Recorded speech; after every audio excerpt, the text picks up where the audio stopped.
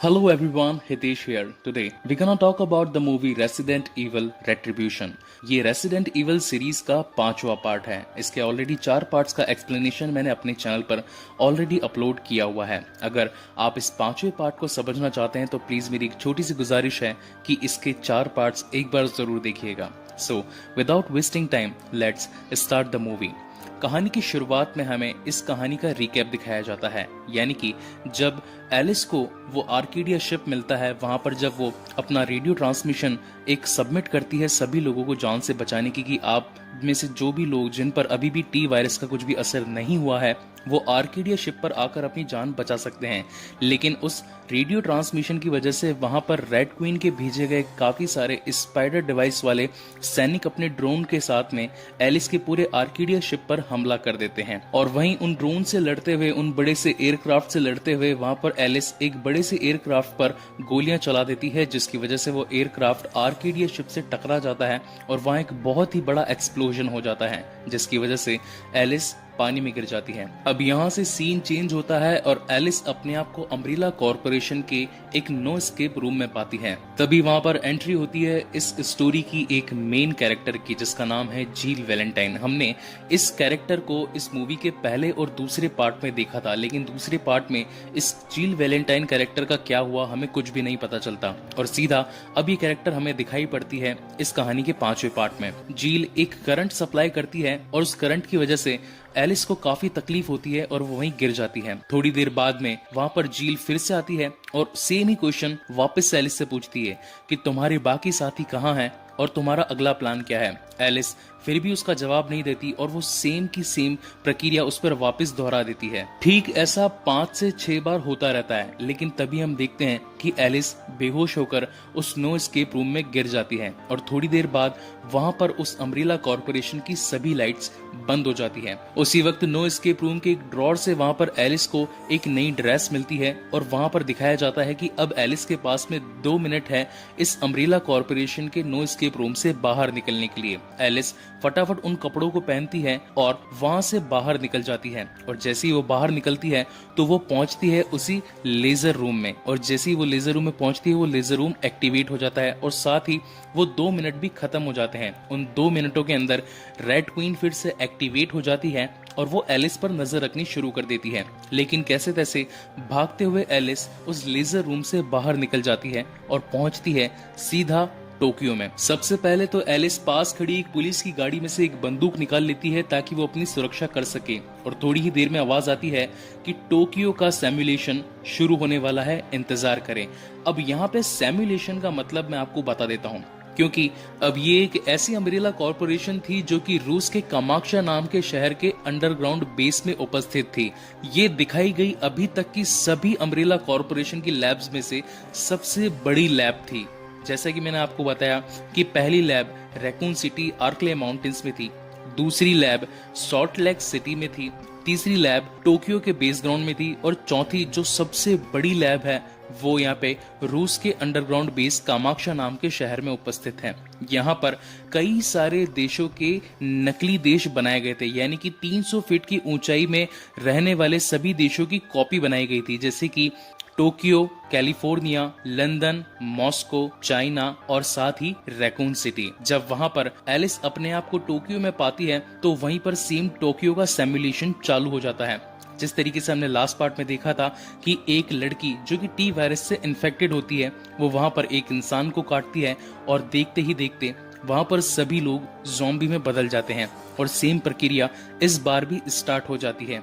एक लड़की एलिस को दिखाई जाती है और वो एक इंसान को काट लेती है, जिसकी वजह से वहां पर सभी लोग अब ज़ॉम्बी में बदल जाते हैं। वहां पर एलिस खुद को बचाने के लिए उन सभी ज़ॉम्बी से लड़कर एक किसी दूसरे पोर्शन में पहुंचती है, जहां पर वो सभी ज़ॉम्बी एलिस पर हमला कर देते हैं। अब क्योंकि एलिस के पास में एक बंदूक थी और साथ ही हाथ में चेन और उसके पास में लड़ने की अच्छी कला थी, इसकी वजह से वो वहां पर मौजूद सभी ज़ॉम्बीज को मारने की कोशिश करती है, लेकिन वो उसमें नाकामयाब होती नजर आती है। तभी हमें वहां पर रेसिडेंट इविल की एक और मेन कैरेक्टर दिखाई जाती है, जिसका नाम होता है एडा वॉन्ग। एडा वॉन्ग वहां पर आकर एलिस की मदद मदद करती है और उन सभी मौजूद ज़ॉम्बीज को मारने में एलिस की हेल्प करती है और वो दोनों वहां से उस पोर्शन से निकल जाते हैं। तब वहां पर एलिस एडा से पूछती कि आखिर तुम कौन हो और मेरी मदद क्यों कर रही हो।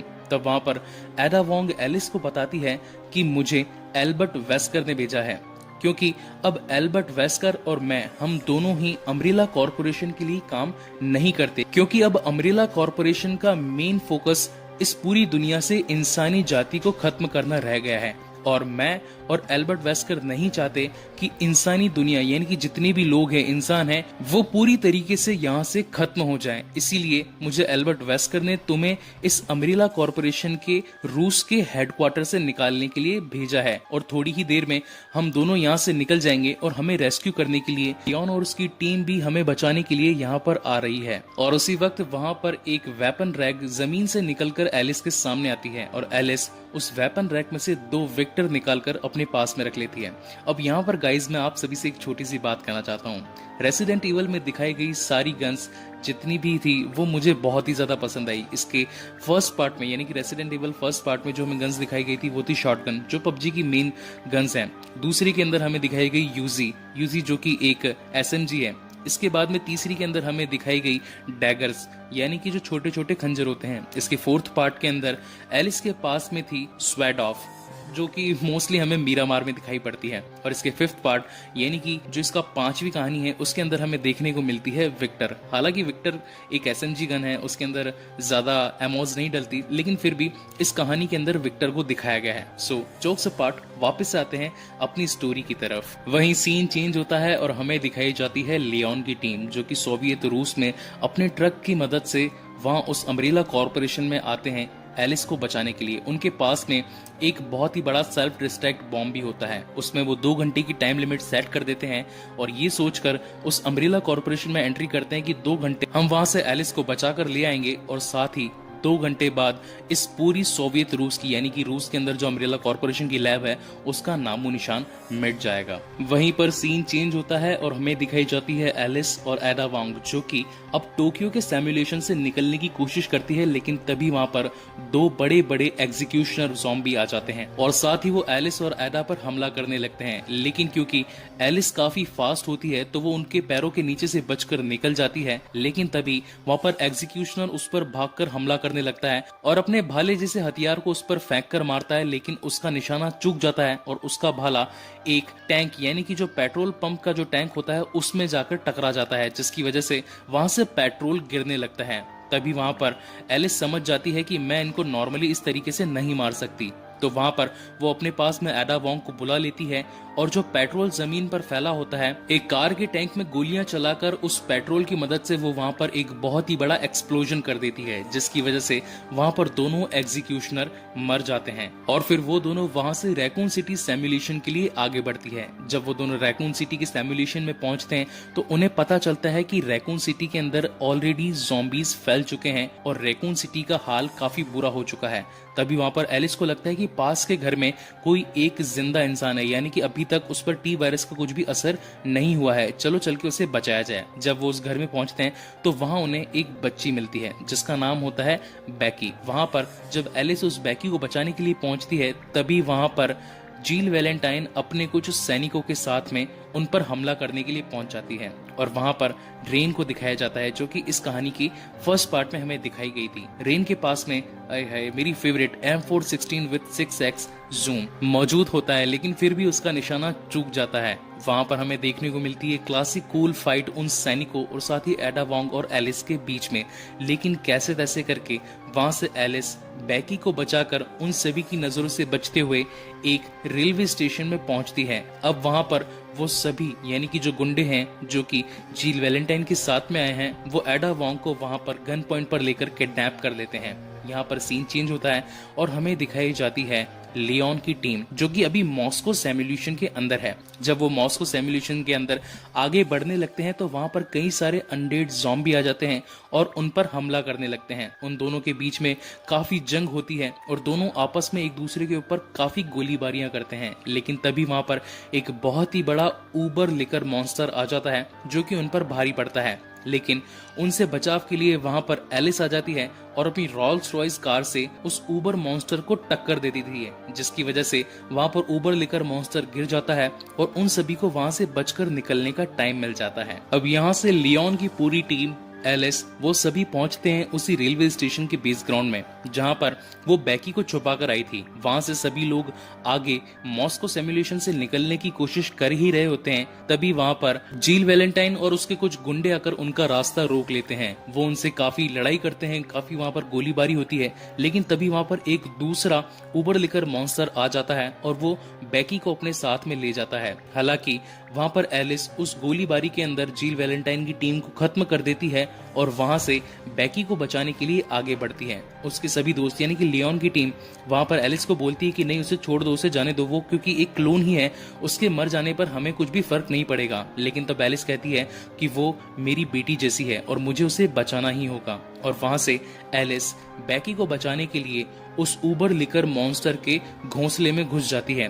वहां पर उसे पता चलता है उसके 2 अंडों में से एक अंडे के अंदर बैकी छुपी हुई है। काफी चालाकी के साथ में वहां पर एलिस उस एक अंडे को तोड़कर उसमें से बैकी को बाहर निकालकर उसे बचा लेती है, लेकिन उसे दूसरे अंडे के अंदर एक ऐसा इंसान यानी कि एक ऐसा फौजी दिखता है जिसके पास में कई सारे बम थे। वो उस बम को अपने साथ में लेकर वहां से निकल जाती है, लेकिन उसी बीच वहां पर रेड क्वीन उस पूरी अम्ब्रेला कॉर्पोरेशन यानी कि जो रूस के अंडरग्राउंड में जो पूरी लैब है उसकी इलेक्ट्रिसिटी को बंद कर देती है, जिसकी वजह से अब वहां की लिफ्ट भी बंद हो जाती है ताकि कोई भी वहां से निकलकर भाग ना पाए। एलिस बैकी को बचाकर वहां से भागने लगती है, तभी वो पहुंचते हैं एक बहुत ही बड़े सेक्शन में जहां पर दिखाई पड़ते हैं हमें कई सारे क्लोन जो कि बनाए गए थे अम्ब्रेला कॉर्पोरेशन के द्वारा। उन सभी क्लोन्स का काम था कि नकली बनाए गए शहर में एक नकली एनवायरनमेंट बनाकर उसकी पूरी वीडियो रिकॉर्डिंग करी जाए और एक टी वायरस का प्रकोप किस तरीके से फैला जाता है उसको सब कुछ रिकॉर्ड करके दूसरे देश के अंदर बेचा जाए। उसी वक्त वहां पर एक और उबर लिकर मॉन्स्टर आ जाता है और वहां पर एलिस से लड़ने लगता है, लेकिन क्योंकि अब एलिस के पास में विक्टर होती है तो उसकी मदद से वो उस उबर लिकर मॉन्स्टर को वहीं पर जान से मार देती है और आगे अपने दोस्तों के पास पहुंचती है। तब वहां पर सभी दोस्त कहते हैं कि ये लिफ्ट तो बंद हो चुकी है क्योंकि रेड क्वीन ने यहाँ की इलेक्ट्रिसिटी को बंद कर दिया है, अब हम यहाँ से कैसे निकलेंगे। तब वहां पर एलिस उस चुराए गए बम को उस लिफ्ट के नीचे फिट कर देती है, जिसकी वजह से वहां पर एक बहुत ही बड़ा एक्सप्लोजन होता है और पानी उस पूरी लैब के अंदर आ जाता है। अब क्योंकि पानी लैब के अंदर आ जाता है तो उस पानी के दबाव से वो लिफ्ट जमीन के तल तक आ जाती है और उन सभी की जान बच जाती है। और हम देखते हैं कि वहां पर एलिस को वो टीम पूरी रेस्क्यू कर वहां से निकलने लगती है, लेकिन तभी वहां पर जील वैलेंटाइन अपनी एक पनडुब्बी के साथ में जमीन के तल तक आ जाती है और उन पर गोलीबारी चालू कर देती है। तब वहां पर एलिस जील से कहती है कि तुम्हारी लड़ाई मुझसे है, इन बेचारों का क्या दोष, अगर तुम्हें लड़ना ही है तो मुझसे लड़ो। अब हमें वहां पर दिखाई जाती है जील वैलेंटाइन और एलिस के बीच में एक बहुत ही खतरनाक फाइट। दोनों ही काफी फास्ट होती है और दोनों में ही काफी अच्छी स्ट्रेंथ होती है, इसलिए दोनों के बीच में एक बहुत ही शानदार लड़ाई हमें देखने को मिलती है। फिर भी उस लड़ाई के चलते वहां पर एलिस जील वैलेंटाइन के सीने पर जो स्पाइडर डिवाइस लगा होता है उसे खींचकर निकाल देती है, जिससे अब जील वैलेंटाइन फिर से होश में आ जाती है। लेकिन इस बात से वहां पर रेन जो कि क्लोन होती है उसे काफी गुस्सा आ जाता है, तो वो अपने शरीर में एक डबल डोज टी वायरस लगा लेती है, जिसकी वजह से उसकी स्ट्रेंथ, उसकी फास्टनेस और उसकी हीलिंग पावर काफी ज्यादा बढ़ जाती है और वो एलिस से लड़ने लगती है। लेकिन अब जब एलिस उस पर काफी गोलियां चलाती है, उस पर काफी सारे वार करती है, तो वो वहां से रेन बचकर निकल जाती है और उस पर गोलियों का कुछ भी असर नहीं होता और जितनी भी गोलियां रेन को लगी होती है वो उन सभी गोलियों को अपने शरीर से बाहर निकाल देती है और साथ ही एलिस से कहती है कि तुम मुझे नहीं मार सकती, तुम मेरा कुछ भी नहीं बिगाड़ सकती। तब वहां पर एलिस चालाकी से उसकी जमीन जहां पर वो खड़ी होती है रेन, उस जमीन पर काफी गोलियां चला देती है, जिसकी वजह से वहां की बर्फ में छेद हो जाता है और वो रेन पानी के अंदर गिर जाती है। अब क्योंकि लैब के अंदर कई सारे ज़ॉम्बी थे तो वो रेन को वहां से पकड़ लेते हैं और वहां से बाहर नहीं आने देते।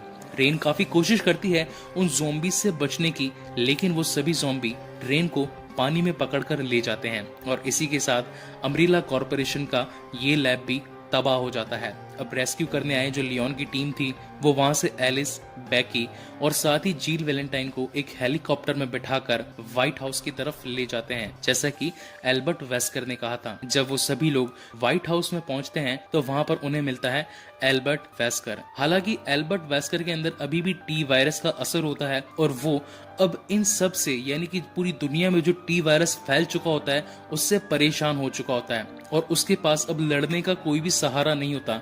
इसलिए वो फिर से अपने टी वायरस का इंजेक्शन एलिस के गर्दन में लगा देता है, जिसकी वजह से एलिस की गई हुई सारी शक्तियां वापस से आ जाती है। और यहाँ पर हमें दिखाया जाता है कि एल्बर्ट वेस्कर, एलिस, जिल वैलेंटाइन, लियोन की टीम अब लड़ने के लिए तैयार हैं उन सभी ज़ॉम्बीज से जो कि इस पूरी दुनिया पर कहर बरसा रहे हैं। और इसी के साथ ये मूवी यहीं पर खत्म होती है। गाइस, आपको ये मूवी कैसी लगी प्लीज मुझे लाइक और कमेंट करके जरूर बताएं।